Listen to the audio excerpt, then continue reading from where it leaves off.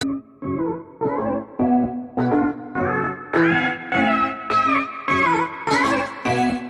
कैसे हैं आप? ठीक है, मजे में?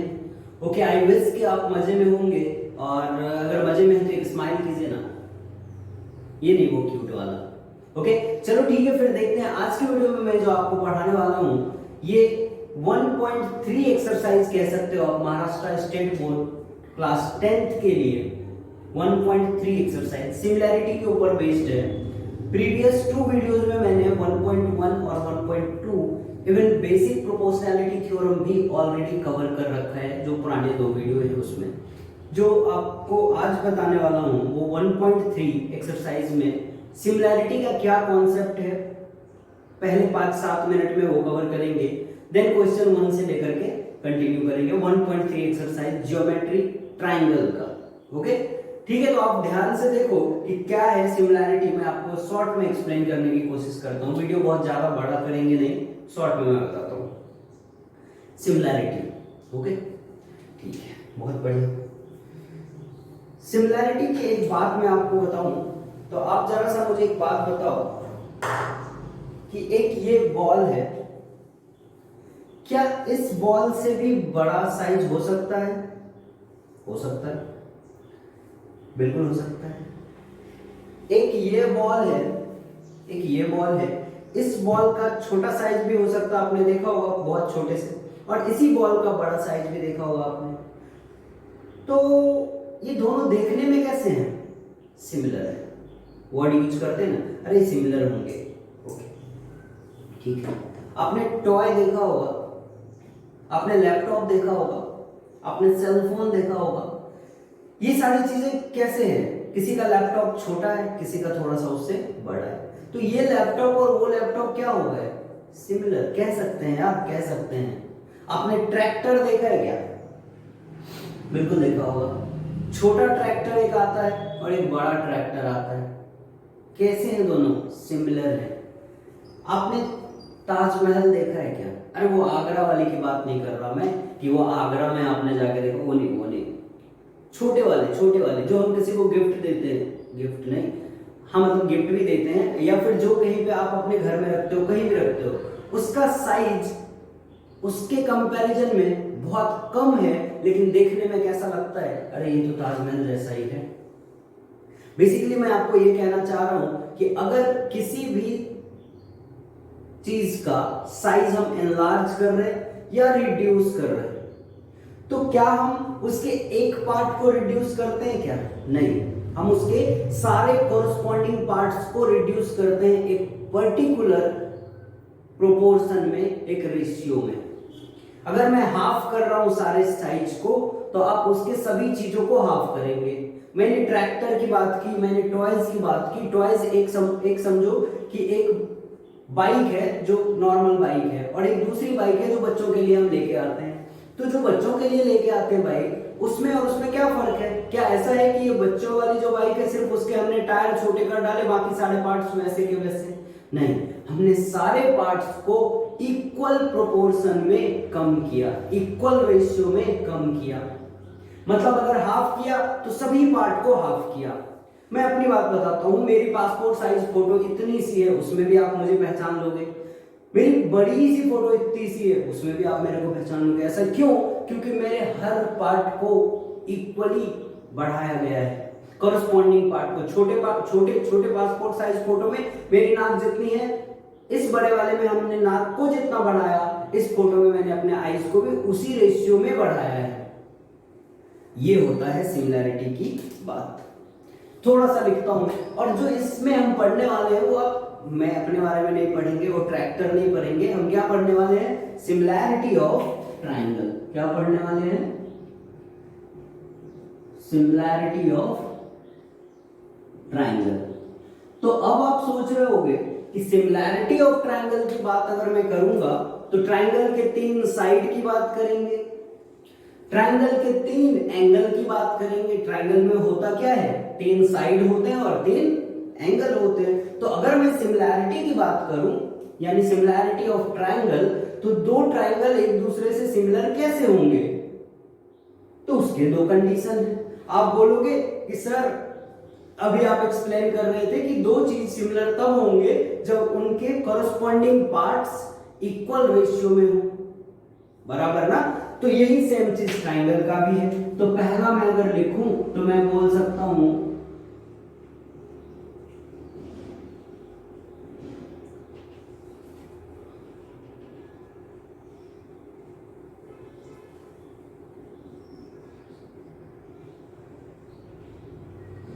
corresponding sides are proportional। मतलब ये कि अगर, सुनो सुनो ध्यान से सुनो बाबू, 2 मिनट सुनो बस, हो गया सिमिलैरिटी। अगर मैं बात करूं दो ट्राइंगल की, फॉर एग्जांपल ये दोनों की, ये देखने में थोड़े से सेम ही टाइप के लग रहे, थोड़ा बड़ा छोटा बना लेते हैं। ये हो गया डी ई एफ।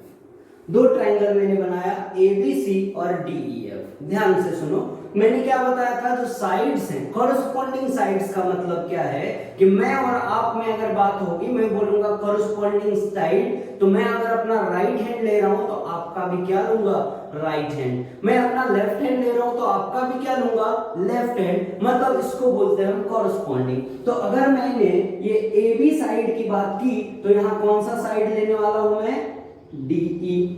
तो अगर ये A B upon DE, BC अगर मैं ले रहा हूं तो यहां क्या लूंगा, E F, BC upon E F. यहां ले रहा हूं मैं एसी तो यहां क्या लूंगा, D F, AC upon D F. अगर ये इक्वल होता है तो हम बोलेंगे कि ट्राइंगल ये सिमिलर है। क्यों ऐसा, क्योंकि जितने रेशियो में ये ए बी इस डीई का रेशियो आएगा, सेम ये बीसी और ईएफ का रेशियो आ रहा है, सेम ये एसी और डीएफ का रेशियो आ रहा है। आ रही बात समझ में कि मैंने ट्राइंगल के तीनों साइड को इक्वल प्रोपोर्शन में इनलार्ज किया है, इक्वल प्रोपोर्शन में रिड्यूस किया है। मतलब ऐसा नहीं कि इस मार्कर को अगर आपको रिड्यूस करना है तो आप सिर्फ ये व्हाइट वाला पार्ट रिड्यूस कर रहे हो, नहीं, आप इस कवर को भी इस इतने ही पार्ट में रिड्यूस करोगे। आ रहा है समझ में। अगर मैंने ये व्हाइट वाले को हाफ किया तो इसको भी आप हाफ करोगे। ये है बात सिमिलैरिटी की। दूसरी बात, जो एंगल होने चाहिए वो इक्वल होने चाहिए। Angle should be equal, angle जो होने चाहिए इक्वल होने चाहिए। अब एक बात बताओ कि ये जो मोदी जी की छोटी सी फोटो आप देखते हो, उसमें नोज का जो एंगल है, हम बोलते हैं ना नोज का एंगल, फेस एंगल, जो हम नॉर्मल भाषा में बोलते हैं तुम्हारे फेस का एंगल ये है। तो अगर मोदी जी के फेस का एंगल छोटी सी पासपोर्ट साइज फोटो में कुछ और है, अगर बड़ा सा हमने होर्डिंग बनाया उस पे भी तो वही रहेगा ना। तो एंगल कभी चेंज नहीं होगा, समझ रहे हो, एंगल चेंज नहीं होगा। मेरे आंख का, अगर मेरी पासपोर्ट साइज फोटो आप देखोगे तो मेरी आंख इस टाइप से है, अगर मेरी बड़ी फोटो बनेगी तो मेरी तो भी तो आंख वही रहेगी। मतलब एंगल नहीं बदलेगा, एंगल नहीं बदलेगा अगर ट्राइंगल सिमिलर है तो आप रियल लाइफ से यहाँ कंपेयर कर सकते हो, रियल लाइफ से यहाँ मैच कर सकते हो सिमिलैरिटी के कॉन्सेप्ट को। तो दो बात है, अगर ये दो बात मैच होती है तो मैं बोल सकता हूं कि कोई भी ट्राइंगल सिमिलर हो सकता है। एक बच्चा बोलता है कि सर कौन सी दो बात, तो बेटा पहली बात, जितने भी कॉरस्पॉन्डिंग पार्ट होंगे उनका रेशियो इक्वल आना चाहिए।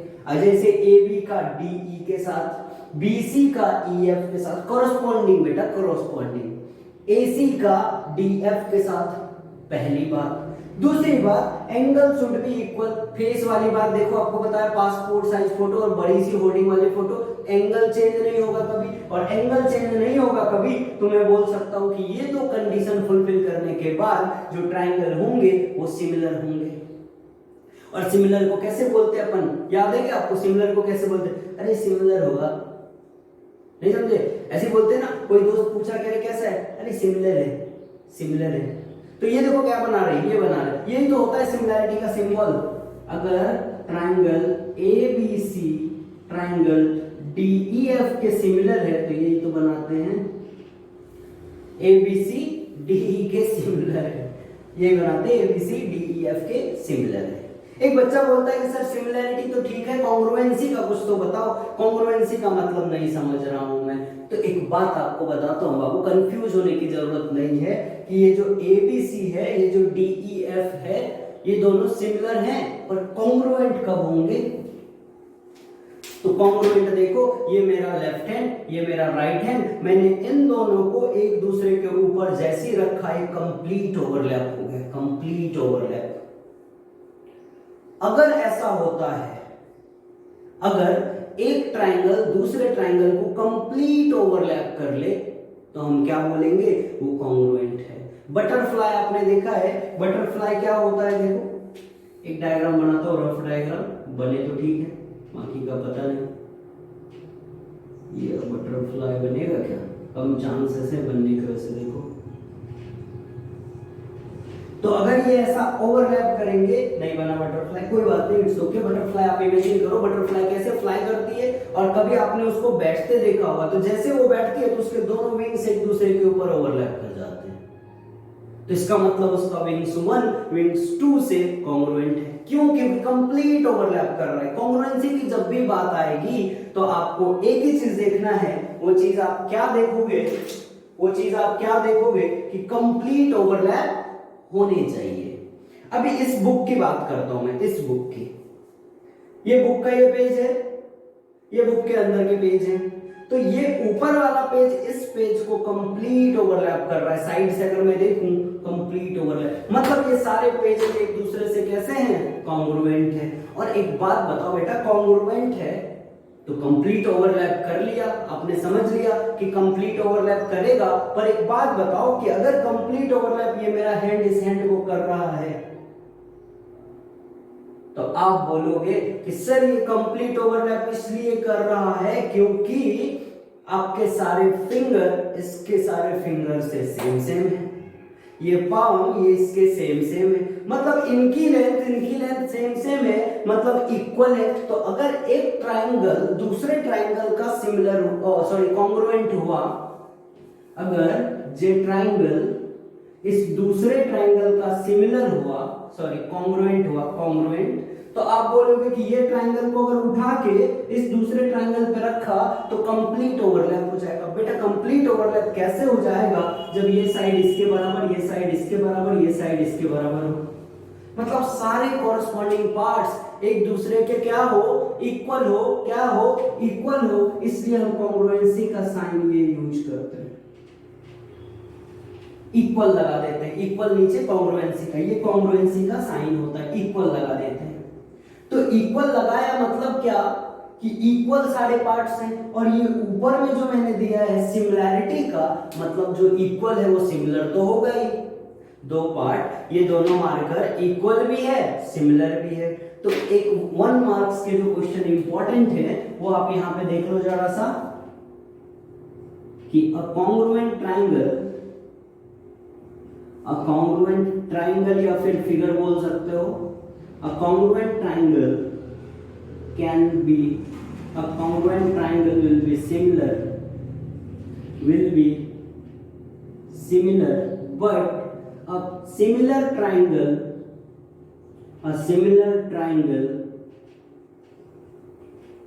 cannot be congruent. A similar triangle may not be congruent. अगर ट्राइंगल कॉन्ग्रुएंट है तो इक्वल भी है, सिमिलर भी हो सकता है। अगर ट्राइंगल सिर्फ सिमिलर है तो कॉन्ग्रुएंट होगा ये जरूरी नहीं है, कॉन्ग्रुएंट नहीं भी हो सकता है। हो सकता है ना, ये देखो ये दोनों सिमिलर तो हैं पर कॉन्ग्रुएंट है क्या? लेकिन अगर इक्वल साइज के होते तो हम सिमिलर भी बोल सकते थे। आई समझ में बात? ये था सिमिलैरिटी और कॉन्ग्रुएंसी की छोटी सी बात। अब देखो सिमिलैरिटी हम कैसे चेक करते हैं। अगर दो एंगल आपस में इक्वल हो गया, एंगल सिमिलैरिटी से शॉर्ट में चल रहा हूं, उसका इंट्रोडक्शन नहीं, सॉल्यूशन की तरफ फोकस करेंगे, टाइम बहुत कम है, आपको शॉर्ट में एक्सप्लेन करता चलता हूं। तो angle similarity, if two angles of two triangle are equal then the triangle is similar by the similarity angle similarity. ठीक है, next one is angle side angle. Angle side angle, अगर first triangle का angle दूसरे triangle के angle से same है, अगर first triangle का साइड, एक साइड दूसरे ट्रायंगल की एक साइड के इक्वल है, अगर फर्स्ट ट्रायंगल का दूसरे साइड से, तो हम बोल सकते हैं एंगल साइड एंगल। मतलब साइड्स का रेशियो और एक एंगल अगर इक्वल है तो एंगल साइड एंगल। साइड्स का रेशियो और अगर इक्वल है और एक एंगल इक्वल है तो एंगल साइड एंगल बता सकते हैं। तो अभी हम क्वेश्चन करेंगे, आपको वन बाय वन क्लियर होगा, सारे क्वेश्चंस में मैं एक्सप्लेन करते चलूंगा, तो आपको ज्यादा टेंशन लेने की जरूरत नहीं है। ये आप लिख लो, ये समझ गए हो गए थे। देखते हैं question number first. Question number first, तू जाने मन है जाने जिगर है, तेरे लिए जान भी हाजिर है। फर्स्ट क्वेश्चन देखते हैं क्या है। In the given figure angle ABC equal to 75 degree. Okay, triangle ये आपके सामने गिवन है, ये ट्राइंगल अब आपको क्लियर दिख रहा होगा, आई थिंक 75 डिग्री और जे 75 डिग्री, डी सी बी और this one is a. So in the given figure, angle ABC equal to 75 degree, angle EDC equal to 75 degree. Okay, both of the angle ABC and EDC is equal to 75 degree. State which triangles are similar and by which test. Also write the similarity of these two triangles by a proper one-to-one correspondence. One-to-one correspondence means you have to write which part is similar to which part, means एक part किस part से similar है वो आपको one by one दिखाना है। then you have to write by which similarity both of the triangle are similar. okay, तो आराम से देखते हैं, मैं आपको बताता हूं कि क्या है।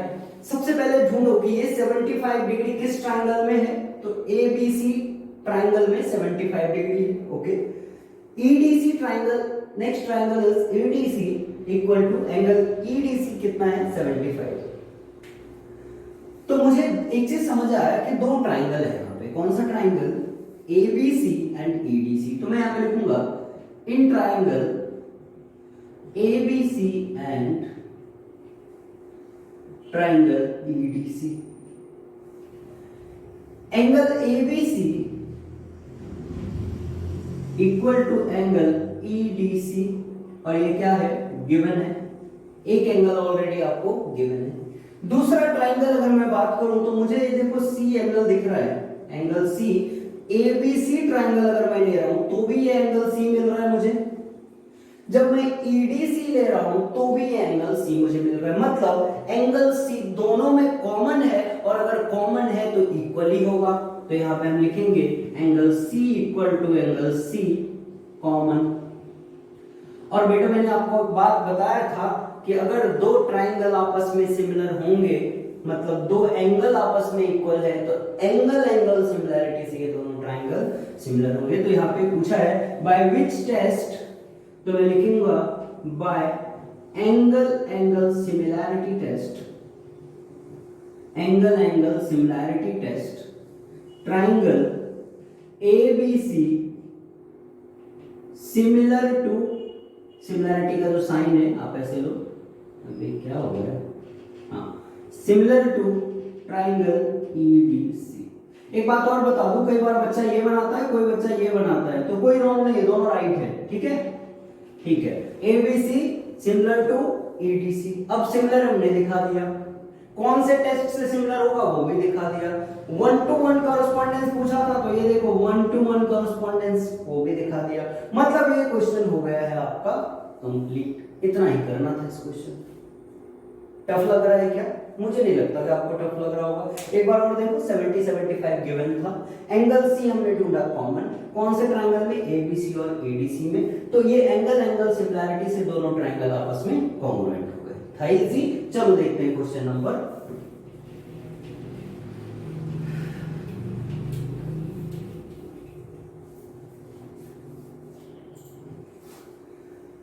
Are the triangles in the given figure are similar? ये एक बात जो मैंने आपको थोड़ी देर पहले बताया था कि ट्राइंगल बेटा सिमिलर कब होगा। बाबू रे ट्राइंगल सिमिलर कब होगा? तो आपने बोला था कि सर अगर साइड्स का रेशियो इक्वल आ जाए या फिर उनके एंगल्स इक्वल आ जाए तो मैं बोल सकता हूं कि ये ट्रायंगल सिमिलर होगा। तो यहां पे एंगल की तो कुछ बात नहीं दी है, यहां पे तीनों साइड्स गिवन है दोनों ट्रायंगल के, तो मतलब मुझे क्या चेक करना पड़ेगा? साइड्स का रेशियो। देखते हैं, अगर मैंने यहां पे लिखा, सबसे पहले आप पेपर में भी ऐसे करेंगे, बिल्कुल तरीके से गिवन लिखेंगे, in triangle PQR, PQ equal to 6, QR equal to 8, PR equal to 10, in triangle LMN, LM equal to 3, MN equal to 4, LN equal to 5, LN equal to 5। ये हो गए ट्रायंगल के तीनों पॉइंट। अब मैं आपको एक बात बताता हूं, जो रेशियो है वो चेक करना है मुझे, और रेशियो कौन से? कॉरस्पॉन्डिंग साइड्स के, ध्यान रखना। तो अगर मैं यहां पे ये PQ ले रहा हूं तो एक बच्चा बोलता है कि सर यहां पे LM लो, तो मैं लिखूंगा PQ अपॉन LM। अभी मैं इक्वल का साइन बाबू नहीं लगाऊंगा, क्यों? क्योंकि ये PQ अपॉन LM अभी इक्वल तो है नहीं, तो पहले में रेशियो लिखेंगे और बाद में अगर इक्वल हुआ तो इक्वल का साइन लगा देंगे। दूसरा क्या है? QR और ये MN, तो मैं यहां पे लिखूंगा QR upon MN। Now the third one is PR और LN, सो PR अपॉन LN। वैल्यू डालते हैं, PQ कितना है? यहां से देखो, PQ 6, LM 3, QR कितना है? 8, MN कितना है? 4, PR 10 और LN जो है वो कितना है? LN 5 है, LN 5। आप कैंसिल आउट करो, 3 2 जा 6, 4 2 जा 8, 5 2 जा 10, तो क्या आ जाएगा यहां से? PQ upon LM equal to, देखो 2, ये भी 2, ये भी 2, तीनों इक्वल आ गए, मतलब मैं बोल सकता हूं ratio of the corresponding sides are equal, ratio of the corresponding sides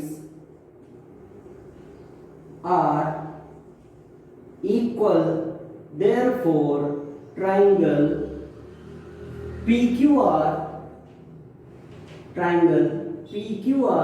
similar to triangle LMN। तो ये आपको ध्यान रखना है। ये क्वेश्चन आपका हो गया कंप्लीट। बाय विच टेस्ट पूछा है, ध्यान से देखो, बाय विच टेस्ट, तो कहीं गलती से छोड़ ना दो। By which test? By side test. corresponding sides are equal by side test, triangle this and this are similar। तीनों साइड्स प्रोपोर्शनल आए ना, इसलिए साइड टेस्ट आया समझ? ओके ठीक है, तो ये नोट करो आप। देखते हैं next.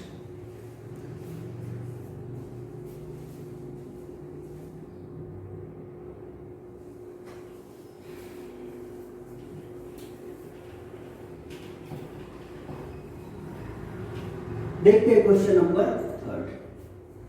As shown in the given figure, two poles of height 8 metre and 4 metre. मैं आपको एक बात क्लियर कर दूं कि ग्राउंड के ऊपर जब भी पोल बनेगा, ग्राउंड के ऊपर जब भी पोल बनेगा, ये ग्राउंड ये पोल वर्टिकल रहेंगे। ग्राउंड के ऊपर कोई बिल्डिंग होगा, वर्टिकल रहेंगे। ग्राउंड के ऊपर कोई ट्री आएगा, वर्टिकल रहेंगे। मतलब अगर मैं एक रफ स्केच बनाने की कोशिश करूं, रफ डायग्राम, तो ये हो गया ग्राउंड हॉरिजॉन्टल और ये उसके ऊपर pole vertical, and angle between them is 90 degree. इतना क्लियर है? एंगल हमेशा 90 डिग्री बनेगा उनके बीच में। ओके ठीक है, इतना समझ आया? देखते हैं as shown in the given figure, दो डायग्राम दिया है, डायग्राम आपको शायद क्लियर नहीं होगा तो एक बार फिर से मैं यहां बनाने की कोशिश करता हूं। ए सी बी 8 और ये x, ये जो दूसरा डायग्राम है वो यहां है, ये छोटा है थोड़ा सा, ये है आपका 4, ये 6 LR PLR और ABC। तो ये एंगल तो श्योर शॉर्ट 90 बनेगा। मैंने आपको बताया अभी कि ग्राउंड के ऊपर पोल हो, ट्री हो, बिल्डिंग हो, टावर हो, सब की वर्टिकल बनेंगे तो मतलब एंगल बीच में कितने का आएगा, 90 डिग्री का। तो अब क्या करना है, if the length of shadow of a smaller pole due to sunlight is 6 meter, then how long will be shadow of bigger pole at the same time?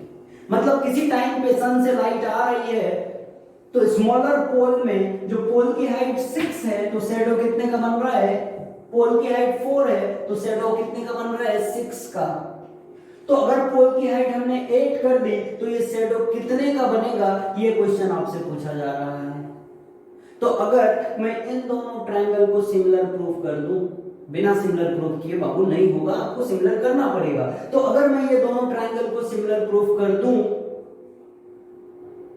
तो इसके साइड्स आपस में प्रोपोर्शनल हो जाएंगे, और अगर साइड्स आपस में प्रोपोर्शनल हो गए तो आप जब साइड का रेशियो लिखोगे तो ये x फाइंड हो जाएगा। आई बात समझ में? चलो देखते हैं कैसे सिमिलर प्रूफ करें। तो सबसे पहले लिखेंगे एंगल, लिखो in triangle PLR and triangle ABC, triangle PLR and ABC, angle LPR equal to angle BAC।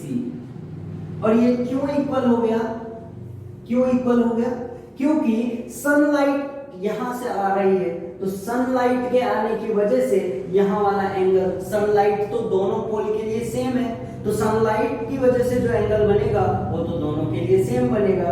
तो यहां पे लिखेंगे एंगल मेड,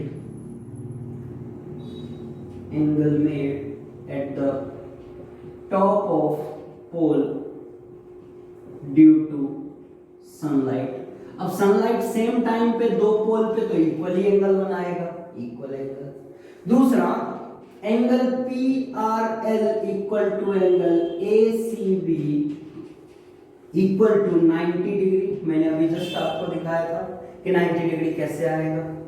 तो अब दो एंगल इक्वल है तो एक बच्चा बोलता है कि सर एंगल एंगल सिमिलैरिटी से ये दोनों ट्रायंगल आपस में क्या होंगे, सिमिलर होंगे। तो लिख सकता हूं मैं by angle angle similarity, by angle angle similarity triangle PLR similar to triangle ABC।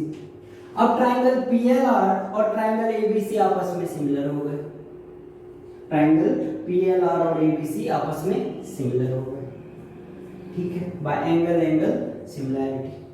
अब जब ट्रायंगल सिमिलर हो गए तो इसके कॉरस्पॉन्डिंग साइड्स का रेशियो इक्वल होगा। तो मैं आराम से यहां पे लिख सकता हूं क्या, पहले वाले ट्रायंगल का ये जो PR है ये सिमिलर हो गया, then ratio of their sides are equal. तो अब यहां पे क्या लिख सकते हैं हम, PR upon AC equal to LR upon BC। ध्यान रखना पहले मैंने ऊपर छोटे वाले का लिखा है PR और बाद में बड़े वाले का, फिर यहाँ पे ऊपर LR छोटे वाले ट्रायंगल का और यहाँ पे BC बड़े वाले ट्रायंगल का वैल्यू पुट करेंगे। PR की जगह क्या है 4, AC की जगह क्या है 8, LR की जगह क्या है 6 और BC की जगह पे X। अगर मैंने कट किया तो 4 2 8, डिनोमिनेटर हो गया 2। आप क्या लिख सकते हो, क्रॉस मल्टीप्लाई करके, ये देखो ये आया 1/2 equal to 6/x, by cross multiplying x into 1 x equal to 6 into 2 12। ये आ गया आंसर। तो अब लास्ट में हम लिखेंगे, क्या पूछा है, how long will be shadow of bigger pole, तो लिखेंगे the shadow of bigger pole will be, the shadow of bigger pole will be 12। Bigger pole का जो शैडो होगा वो कितना हो जाएगा, 12। और आपको एक बात बताऊं क्या, अगर ट्रायंगल सिमिलर होगा तो डायरेक्ट भी देख के बोल सकते हो 4 का डबल 8 तो 6 का डबल 12, पर हमें एग्जाम में ऐसा डायरेक्ट करते नहीं आएगा, प्रूव करना चाहिए। ठीक है, चलो फिर ध्यान से आप समझो, नोट करो, नेक्स्ट करते हैं।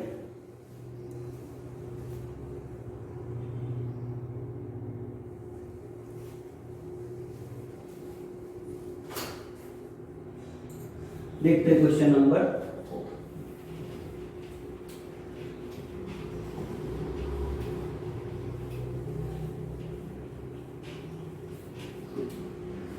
क्वेश्चन नंबर 4 है, in triangle ABC AP perpendicular to BC, ये जो एपी है वो इस बीसी के ऊपर परपेंडिकुलर है, मतलब 90 डिग्री बना रहा है। Okay, BQ perpendicular to AC and BQ is perpendicular to AC, BPC AQC, then prove that a triangle CPA similar to triangle CQB. Means you have to prove that two triangles CPA similar to CQB. If AP is 7, BQ is 8, BC equal to 12, then find AC. मतलब AC find करना है, 3 sides आपको given है दोनों triangle में, तो sides का ratio आप तब इक्वल लिख पाओगे जब आप ट्राइंगल को सिमिलर प्रूव करोगे। So first you have to prove both of the triangle triangle CPA similar to triangle CQB। तो गिवन लिखेंगे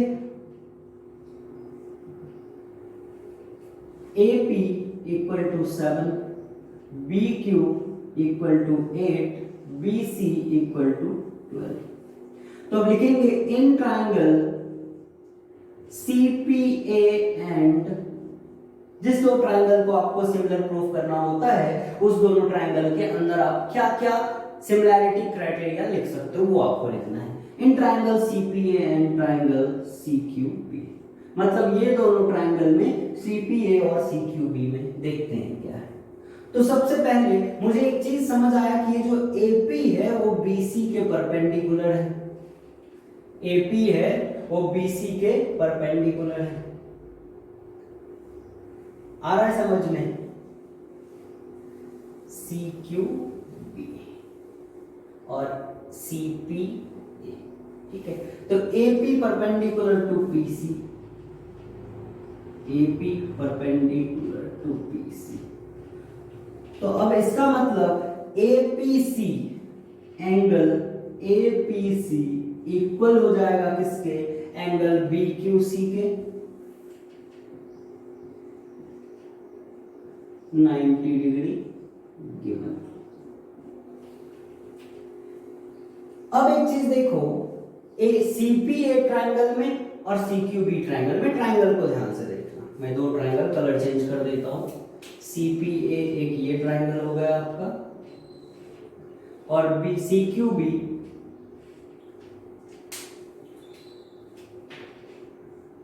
और CQB ये दूसरा ट्राइंगल हो गया आपका। तो एक चीज देखो, इन दोनों ट्राइंगल में ये एंगल C जो है वो कॉमन है, एंगल C जो है वो कॉमन है, तो क्या मैं यहां लिख सकता हूं angle C equal to angle C common angle, angle C equal to angle C common angle. अब दो एंगल सेम है तो आप बोलोगे कि sir angle angle similarity criteria से, by angle similarity, triangle CPA similar to triangle CQB, similar हो गए। अब अगर सिमिलर है तो their sides are proportional, therefore their sides are proportional, या इक्वल रेशियो बोल सकते हैं, प्रोपोर्शनल बोल सकते हैं। तो अब साइड्स देखते हैं क्या क्या है, AP है, BQ है। तो ये जो AP है वो पहले ट्राइंगल का है और ये जो बी क्यू है वो दूसरे ट्रायंगल का है। कॉरस्पॉन्डिंग साइड्स आपको लेना होता है तो आप लेंगे A P upon B Q equal to B C. ये बी सी इस दूसरे वाले ट्रायंगल का बेस है। ध्यान से देखना, ध्यान से मैं क्या कर रहा हूं, कहीं गलत ना करो। एपी मैंने कौन से ट्रायंगल का लिया, एपी मैंने एपीसी का लिया, एपीसी का है, सीपीए बोल सकते हो आप, ये ट्रायंगल आपने सीपीएसी। सीपीए का मैंने क्या लिया, एपी। तो दूसरे वाले triangle B C Q B का क्या लिया, बी क्यू। मतलब हम पहली बार क्या ले रहे हैं, सीपीए ले रहे हैं, तो दूसरी बार भी हम सीपीए का क्या लेंगे, हाइपोटेनस ले रहे हैं एसी, क्योंकि हमें एसी फाइंड करना है, और इसका हाइपोटेनस क्या हो जाएगा, बीसी, तो लिखेंगे बीसी। साइड्स ध्यान रखना, अगर साइड्स उल्टे हो गए तो गलत हो जाएंगे। सीपीए ट्रायंगल का एपी लिया तो नीचे दूसरे ट्रायंगल का बीक्यू। अगली बार सीपीए का ही पहले लेना है, तो सीपीए का मैंने एसी लिया तो दूसरे वाले का बीसी। वैल्यू पुट करेंगे, आंसर आएगा। एपी कितना है 7, बीक्यू कितना है 8, एसी कितना है नहीं पता, बीसी कितना है 12। क्रॉस मल्टीप्लाई करोगे क्या हो जाएगा, 7/8 इंटू 12 इक्वल टू AC। 4 से कट करेंगे, 4 2 जा 8, 4 3 जा 12। तो यहां से आपको क्या मिल जाएगा, देखो 7 इंटू 3 21, ये देखो 7 इंटू 3 21/2 इक्वल टू AC, और 21/2 मतलब 10.5 इक्वल टू AC। तो जो AC की वैल्यू मिली वो आपको कितनी मिली, 10.2। ये कट किया मैंने, 4 2 जा 8, 4 3 जा 12, ऊपर 3 नीचे 2, तो ये मिल गया AC इक्वल टू 10.2। राइट है, तो आया समझ, ऐसे करेंगे क्वेश्चन को सॉल्व। ये हो गया आपका क्वेश्चन नंबर 4। देखते हैं